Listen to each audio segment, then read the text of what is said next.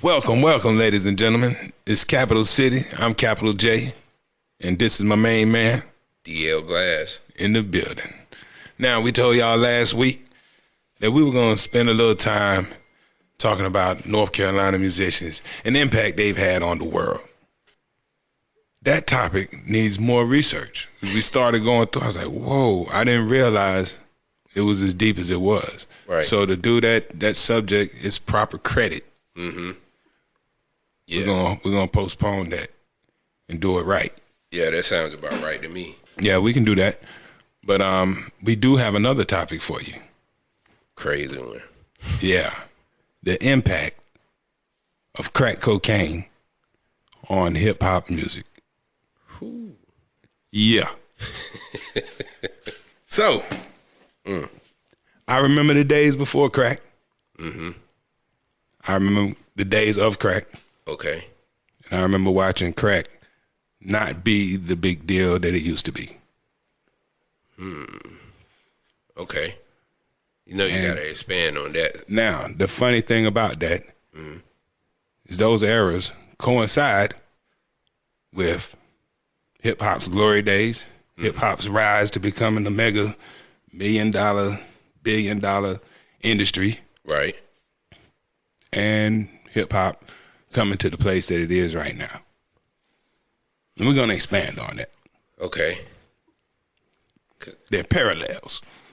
Yeah. Yeah. All right. Let's go back to the beginning. The first rap records, we talked about that last week. You know, late 70s, people are rapping. They're putting it on tape, putting it on albums. By the early 80s, you have hip hop in its infancy as a radio art form or something that you can go buy in a record store. At this time, crack cocaine has not impacted the world. Okay. Let's talk about what kind of music was happening then. What did people talk about? Let's take a song. They talk about dancing. Yeah.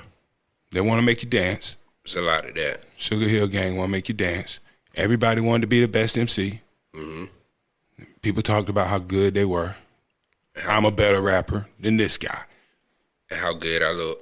Right? They talked about looking good. They wanted to drive nice cars. That hasn't changed. Right. But the music was about fun. I don't think at that time there was any music about anybody getting killed. Or punched in the face, or might have been a reference to that, but not actually. Yeah, I don't remember much violence. Right. I don't remember anybody rapping about selling drugs. Don't recall that. Right. Here's another thing. Go look at an old Grandmaster Flash album cover. Run DMC album cover. The very first time you see these guys, pre-crack cocaine. Where do they stand to take their pictures? Right. Abandoned buildings. B-boy stands. Yeah, burned out apartment complexes behind them. Right. Standing in the rubble. Right. This is the imagery associated with hip hop. Absolutely. Pre-crack cocaine. Now, I like that term too. pre-crack cocaine. You know? Okay, so let's fast forward. By 1987, crack is in the streets of New York heavy. Right. 87, 88. What do we start seeing? Dookie Rope. The big gold chain. LL Cool J. Yeah, not just him. Everybody wanted one, you know. Right. Now, this is part of what's going on in hip hop. The bass, that big 808 boom. Now you have to wonder, all this stuff is connected. Why is this music starting to change? The more money people have, now you have to remember, when people start smoking crack, you're creating an underground economy. Yes. All of a sudden, this underground economy is supporting the hip hop community. Right. You know, banks aren't giving loans to guys to put out rap records, but the streets are. So, hip hop is starting to look cleaner. EPMD album covers, they got Mercedes, Camaro, gold chains. He's standing in front of the beach. You see what I'm saying? Right. Things are starting to change. Right. The content is still about being the best MC. That's never gonna change. Yeah. Yeah, you know, and still and they still want to make you dance. Right. Right. But now every now and then you hear the reference here and there about people getting shot in the face. Really. The KRS-One first album came out. Mm-hmm. The height of the crack era. Right. 9mm. Why da da dang? Why da da da dang? Listen to my 9mm go bang. Whoa. It's 1986, 87. Things are changing. Everything. You see what I'm saying? Right. So now already, crack hit the streets. It changed our music that fast. That fast. Violence has been introduced into the music because violence has been introduced To the community. in a way that it hadn't before. It's not like there's never been violence. I'm not trying to say that. Right. But everything's times 10 now. Mm-hmm. So now you're hearing references about the violence that you didn't hear that before. Right. You're seeing jewelry that you never saw before. Seeing clothes you never saw before. Right. MCM, Louis Vuitton, Gucci. But a lot of that was the record label when you saw it. You know, the record label, some record labels would clothe their artists, but the way they were being clothed, the influence is coming from drug money. Emulating it. Right. Right. How do you even know what you want these rappers to look like? The record label don't come in saying, we want Salt and Pepper to look like this. Salt and Pepper knew they wanted to look like that. The record label is willing to provide a means for it because, you see what I'm saying? Right. Right. Right. Now, fast forward a little bit further. Things are out of control. We're in the early 90s. Early 90s. Ooh. Now, the free money that everybody got in the late 80s, I'm going to say free money because some people went to jail. Right. But now the government is like, yo, this crack is out of control. And all this stuff in the hood is out of control. Now, meanwhile, during that time period, the drug money has financed all these independent record labels. And I'm not going to say all of them are financed by drug money. But a lot of them. But during this time period, we have money in the community for this music. And we have our own record labels. You know, you got your Cold Chillin', like I said, Payroll Records here in Greensboro. I'm not saying that all these are financed by drug money. I'm just saying that during this time period, There was a lot of them. you know, there's money in the community. Right. So we're investing in our own product. So, like even Milk D and MC Light, their mom and daddy own that record label. First Priority Records. You know what I'm saying? Sugar Hill Records is a black lady on that record label. So, you know, we own hip hop still at this point. But now corporations are coming in and they're seeing the benefit of this. Right.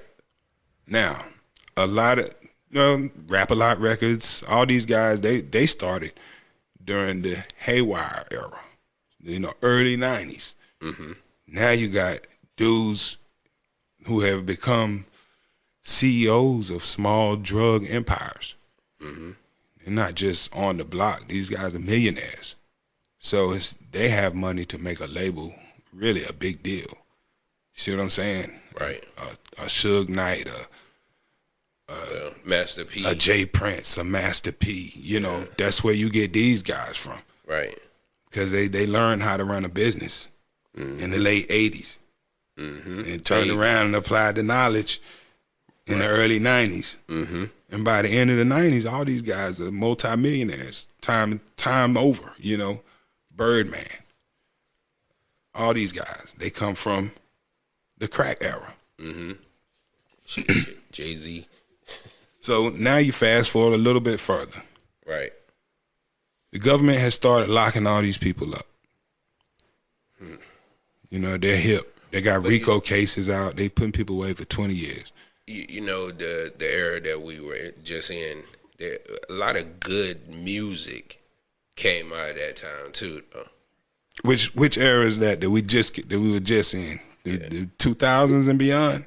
No, I'm talking about just the 90s. The period of the 90s produced a whole lot of good music. Yes. But there was a transition during that period. And a lot of the smaller labels that carried hip hop early on couldn't compete because the big labels got involved. Right. You see what I'm saying? The only guys that really held up were the guys that had that major money behind, like a Rap-A-Lot Records. Like First Priority kind of faded away. Right. You see what I'm saying? Cold Chillin' faded away. But these are the labels that we needed early on. Next Plateau faded away. So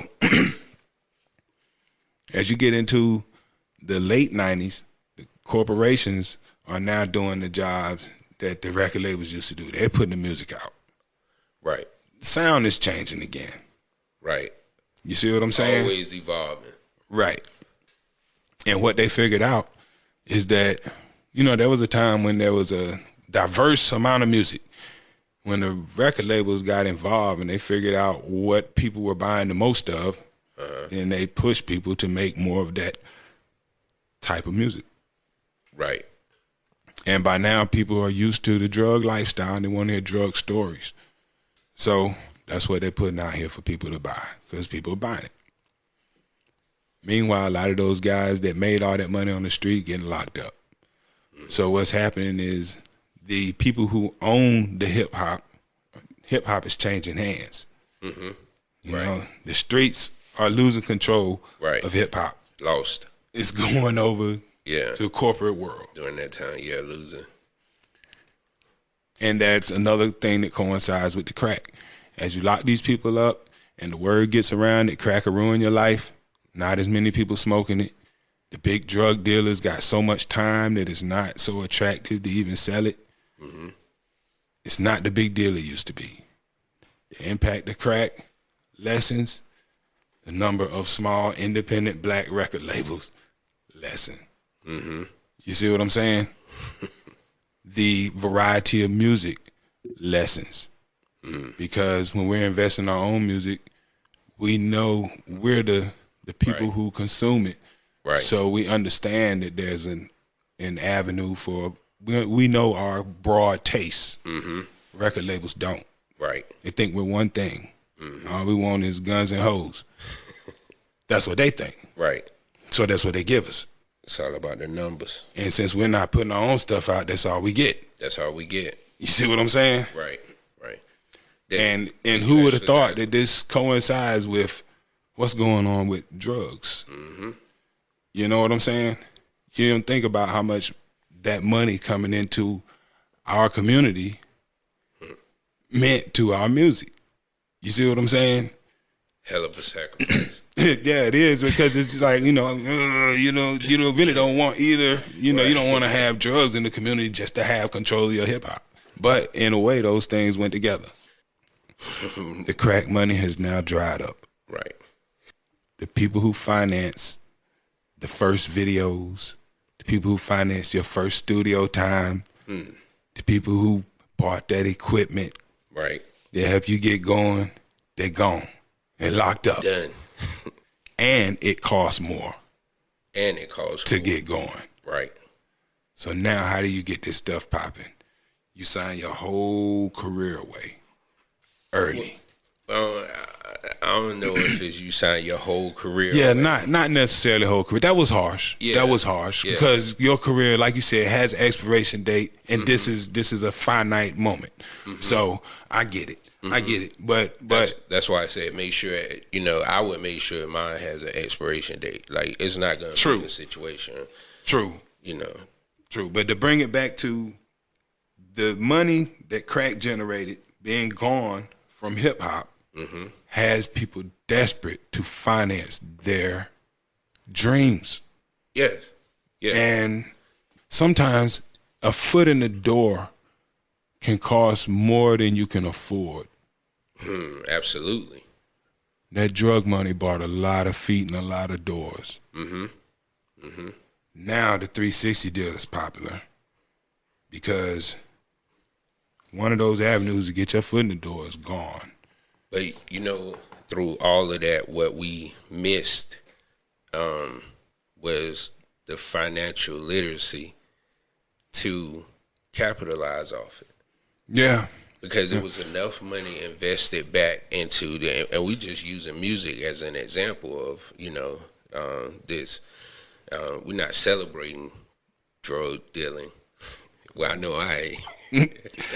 And, I'm just, but it's it's a lot, man. This was a lot.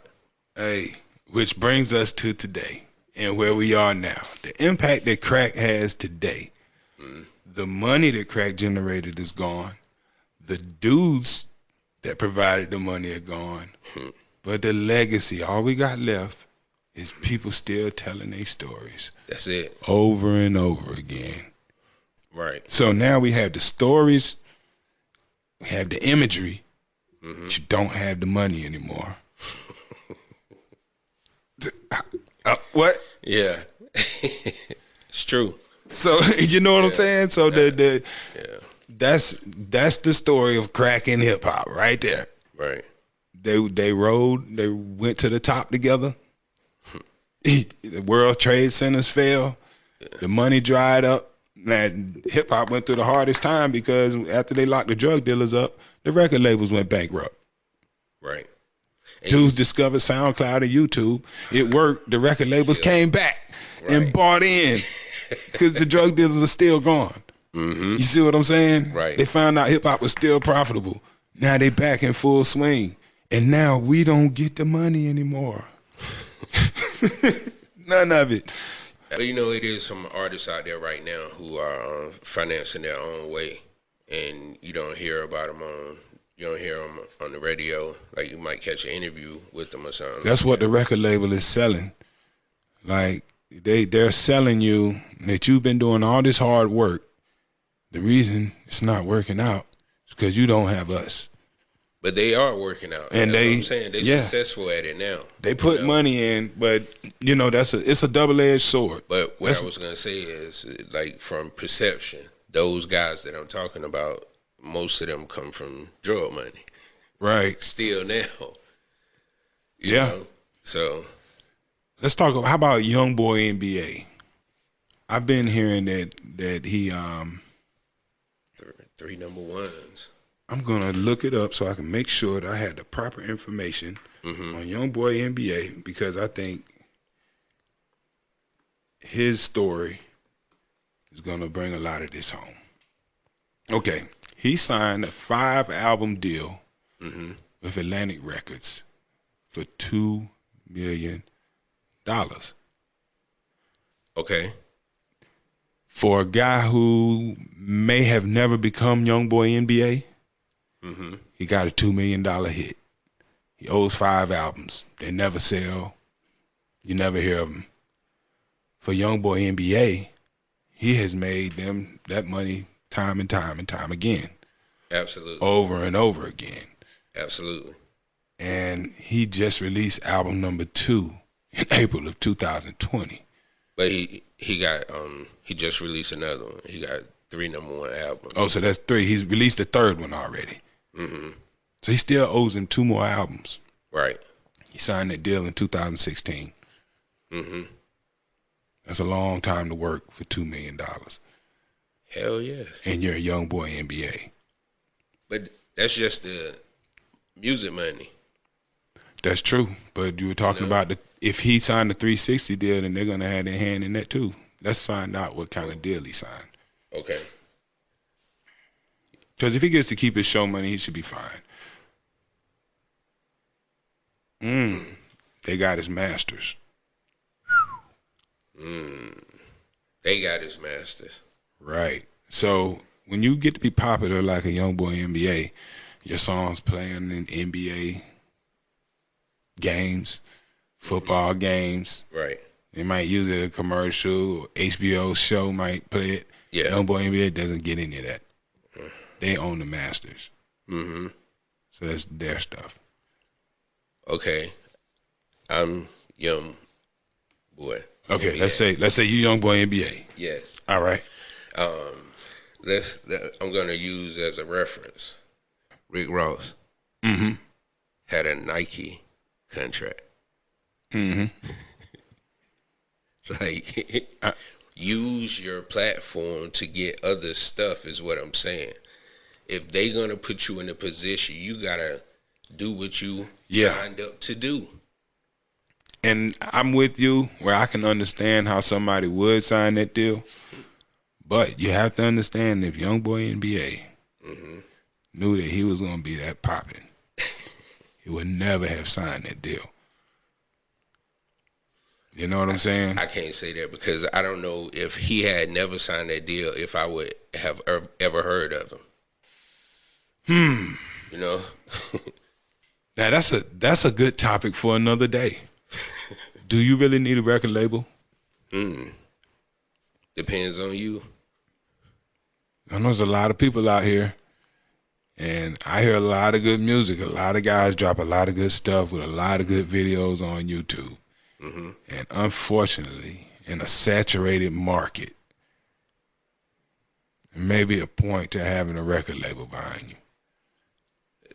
Independent artists out there who are straight independent, who get the same kind of show money.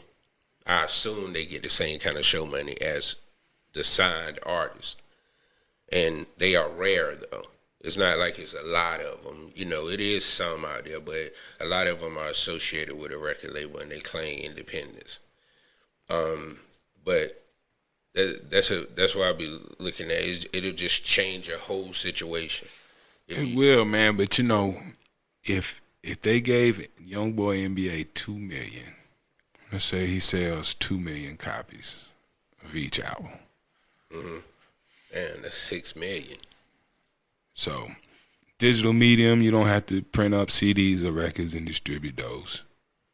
So the distribution is almost free. 2 million, 6 million copies. They made 60. Let's say they brought in $60 million over 3 albums. He got 2 of it. If that's how his deal is. I mean, and he made it. You know what I'm saying? Like, so it's tough. I mean, $2 million is a lot of money, and it's a foot in the door, but you're gambling on yourself at this point. Yes. You know, and, you know, a lot of athletes find themselves in the same position.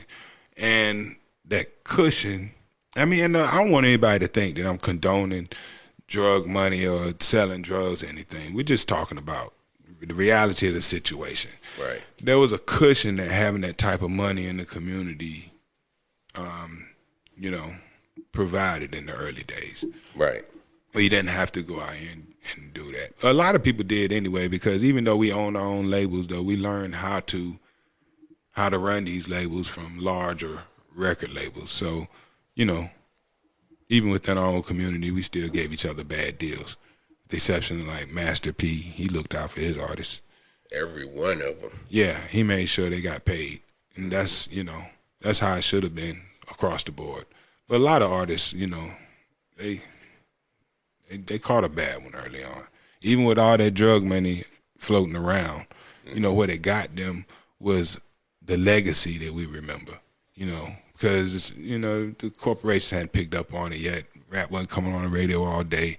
The only way we're going to get Eric B and Rakim and all these guys is you know, the hip-hop community provided that to us. It wasn't the major labels that put those guys on our radar. But I think that, you know, it's almost like a double-edged sword. And what I mean by that is, you know, because like you said, on one hand, it was able to do this for the community. And on the other hand, it did this to the community. It destroyed the community. Right. But built hip-hop. You know what I'm saying? Like, and even down to, you know, the way the music sound, it was made because like people had money to put loud stereos in their car. You need something that's gonna be heard when you come up. You know what I'm saying? Patti LaBelle don't sound the same as Public Enemy Right. coming through two 12-inch woofers. You see what I'm saying? The music was made for everything that go with that culture. And yeah, man, it's a shame that that's lost, but it's also great that that's lost because nobody want to be dealing with crackheads the way we had to deal with crackheads all over again. You know what I'm saying? Like, you don't want that back either. We're just talking about the reality of the situation. I'm not asking for it back. Right. You know, I'm just saying, you know, yeah. And I'm not saying that this drug money made any of these rappers rich. By no means. No.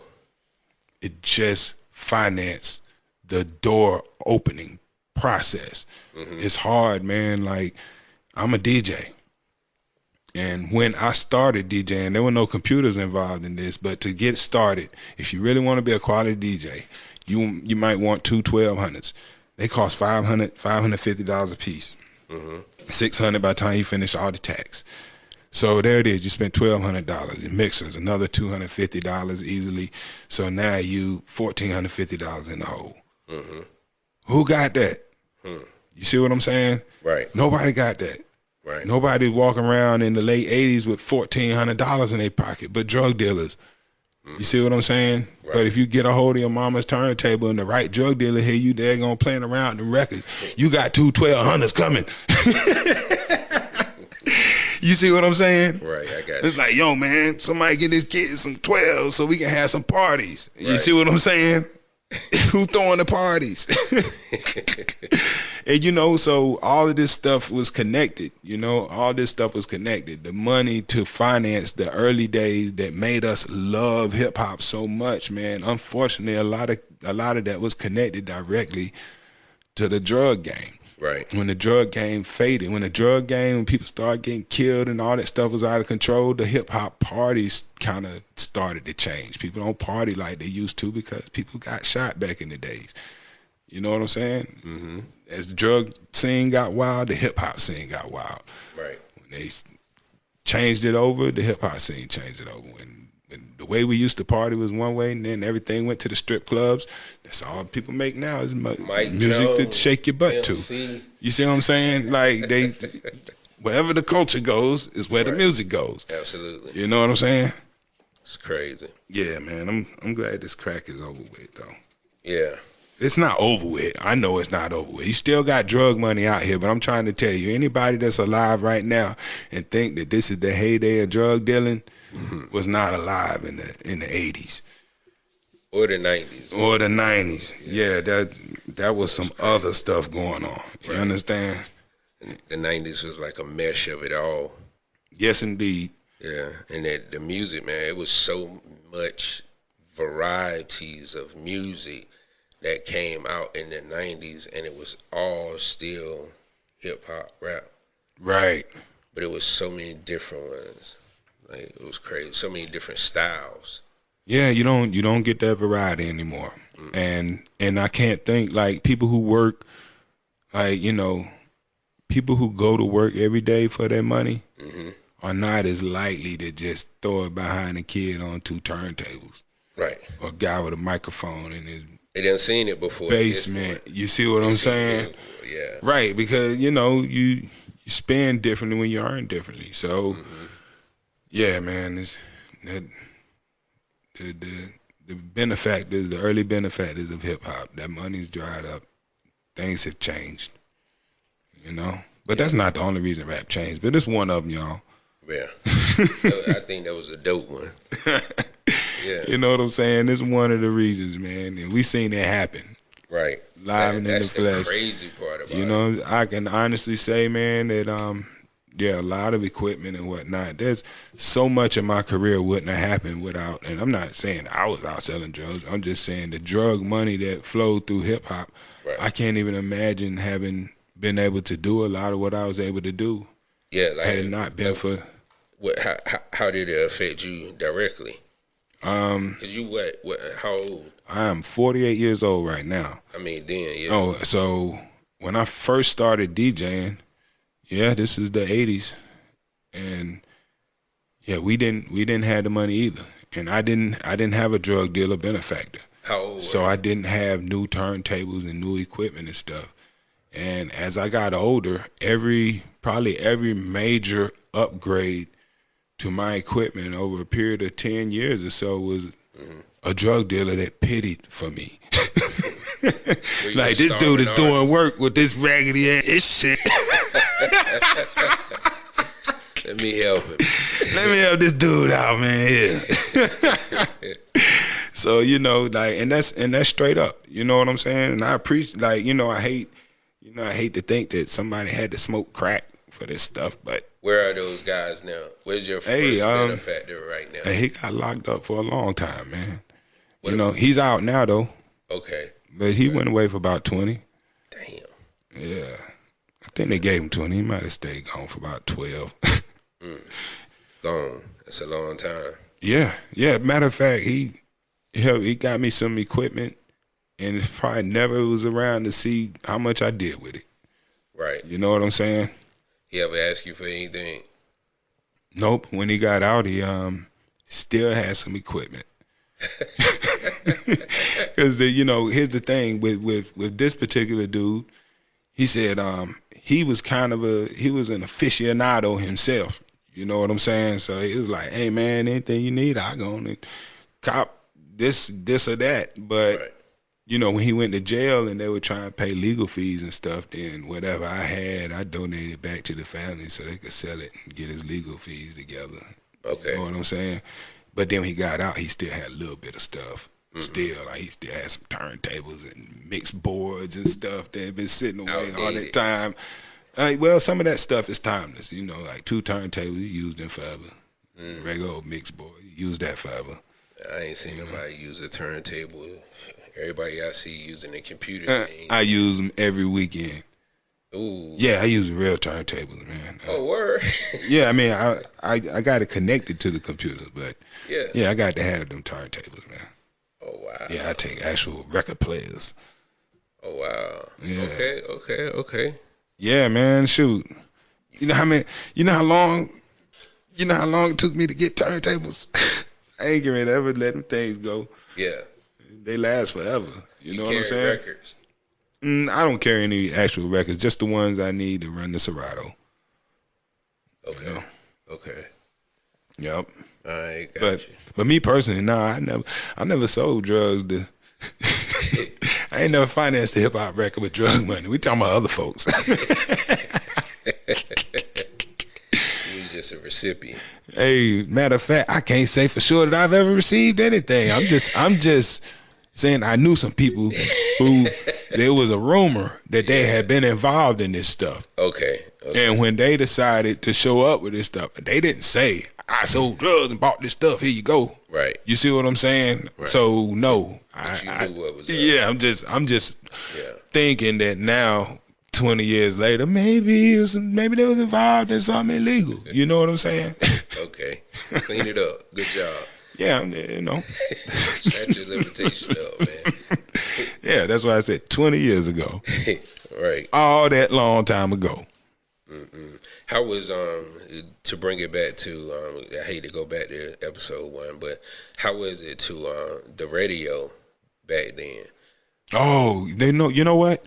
Here's one thing that I did notice. You know, a lot of drug cats around town, they finance a lot of local artists too. You know what I'm saying? Because these cats, they don't have anybody supporting them. If it's a dude that can burn on the mic, then you know, the guy got the money. He's like, "Yo, we're gonna put this music out." Right. So, yeah, there was a lot of street cats, man. Finance the independent labels, independent artists, especially in my days on the radio. You know, if it was a good artist and he was able to actually put a record out on wax, he either worked really, really hard, saved a whole lot of money, or there's somebody in the streets behind that. So you would take payments to play records back then? No, I never asked nobody for nothing, because when you ask somebody for money, you take money to play a record, you have to play it. Yeah. I ain't have to play nothing. And I didn't want to have to play nothing. Okay. I want you to to have to be responsible for giving me something good enough to play. If I take your money to play it, you can give me anything you want, and I got to play it. And if I'm playing any old thing for money, then nobody trusts me. My word ain't nothing. Right. So if I come on and say this record hot, who gonna believe me if just last week I played some garbage that I got paid to play and told you that was hot? It was some hot garbage. So me personally, I don't do that because I want you to trust me when I tell you it's hot. I'm telling you it's hot because it's really hot. You know what I'm saying? And, you know, I knew a lot of cats that was scared to tell a street cat that they can't play this because it ain't good enough. But I found that people appreciate the honesty because I'm not saying I won't play your music at all. I'm saying bring me something different. You see what I'm saying? How do you say that to an artist? Well, the artist usually is easier to tell that to than the street cat who's financing. Okay. So, but it usually goes like this. Hey, that's what's up. That's nice. But you trying to break out here in North Carolina. Here go the 3 problems I usually found with the music that would make me tell somebody something like this. And say, hey, there's either a sound quality issue. So when I play this next to the last Neptune's Eclipse record that came out, it doesn't sound like it's of the same quality. So you got to get it mastered and engineered properly. Right. And that's for both of our sakes. And, you know, people appreciate that because, like, yo, I'm letting you know now, I'm giving you quality control from the jump. Like, hey, you got to fix the quality for your sake and for my sake. Right. So that when I play it, it's good enough. And when people hear it, they can say, hey, this guy's got something. The second thing is I can tell the artist got something, but I need a different style of music to be able to fit it into my show. You might have 5 songs. They want to push one. I hear something else that's going to work for me a little bit better. Then I'm going to push them towards the one that's going to work for me. You see what I'm saying? If they pay me, then I can play the one that works for you. But I don't want you to pay me to play the one that works for you. You see what I'm saying? Right. Because, you know, I've done enough research here. I'm playing music every weekend, know what kind of music people gonna want. A lot of times, the people financing the music don't have the best ear for music. So, you know, your honest input is golden. Right. And the third thing is there's little things like haven't been fine-tuned yet, you know. I've had guys bring stuff in where the bars, you know, first verse 16 bars, second verse 4 bars, third verse 12 bars. You know, you need a certain consistency and continuity, you know. You know, sometimes just some Structure. yeah, a certain amount of structure. So, you know, those are the things I would tell people about and be like, hey, just bring me something different, or let me get this song, clean it up. You know what I'm saying? Another thing I require of people, have it available for people to purchase. If I'm going to play it on the radio, it's not going to do you any good if people like it and can't go buy it. Right. So I prefer that you know, have a way for people to purchase it. And that way you can actually get something out of me playing it on the radio. Right. You know what I'm saying? They'll go to the record store and look for it. Right. Well, they would back in the day. Now they might look up a download. Right. Or stream it. Right. Yeah. Right. So, but yeah, it wasn't hard to talk to people because I wasn't saying I'm not gonna play this trash. You know, I'm really giving constructive advice, and I'm giving you an avenue to get back here and I put it on for you. And I ain't never fronted on nobody. Right. You know, and never asked nobody for a dime. And you talk about a song being played on the radio, and for that, you know, the guy in his hood making music right now, and he found a plug to be able to put his song on the radio. How can he make sure he good if it is played on the radio? You saying for the guy that got the plug? Yeah, well, it's his song, but he got it on the radio. And how can he what? Make sure that he's good. You know, because it's all a numbers game. It's all about the money. It's tough, man. You need a whole lot to stay in the public eye. Like right now, people. That's that question you asked. Let's talk about Wiz Khalifa for a minute. Okay. He ain't hot right now because of his music, but he's still kind of relevant. He keep popping up. Mm-hmm. He ain't made nothing you want to listen to lately. Right. It's been years. Right. You see what I'm saying? Right. But he stays. Like, people right now react to so much other than what kind of music you're putting out. So I guess for somebody like that today to stay popping, make sure that you're doing all the other things too. You have to stay busy nowadays. You know, people could accept not seeing you for a week in 1995. Not now. Can't not see you for a week. You know what I'm saying? You know, so if you are lucky enough to get a song on the radio in an area, man, you got to bombard that area with everything you got. You know what I'm saying? Like, if they playing your song in Rocky Mount, you need to be in Rocky Mount every weekend. You know what I'm saying? Being seen. Like, you know, grassroots is still real. Right. You know what I'm saying? And it still means something. Yeah, I believe in that too. Yeah. Yeah. Even in 2020, I still believe in it. Yeah, it's still working out here, man. Everybody that, you know, that gets something going, like, what happens is the grassroots brings you to the attention of these major labels. And they see the momentum building that you got going. You know what I'm saying? And they know that for the most part, if they're even approaching you, you know, if they don't approach you, you're going to do your thing anyway. That's why they're approaching you. Right. You see what I'm saying? Right. And they're not going to sit there and spend time trying to make it not happen for you. They're going to move on to the next guy. So, like I said, it's a gamble, man. You know, if you really believe you got something, then, and you gamble on yourself, that $2 million turn into 60 right quick. Right. It's crazy. There was a lot tonight, man. That was Yeah. dope, though. Yeah, we talking about crack, y'all. Yeah, man. But yeah, that was all real though. Giving the outro. The outro. Hey, look, next week we're gonna have our stuff together, man, because we got to tell you about all these like North Carolina musicians and what we have created and put out here. You know, people don't understand how much influence we have in this world, in the world of music right now. So we're gonna do them their proper due next week. Right. You know what I'm saying?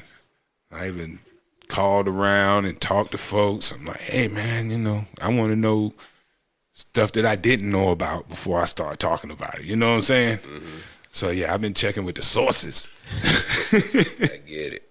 Indeed. So next week, man, we're going to hit them in the head with that. And listen, I hope y'all enjoy everything we're talking about. And, you know, we ain't trying to be too controversial. None of what we say is the law. It's just one part of the story.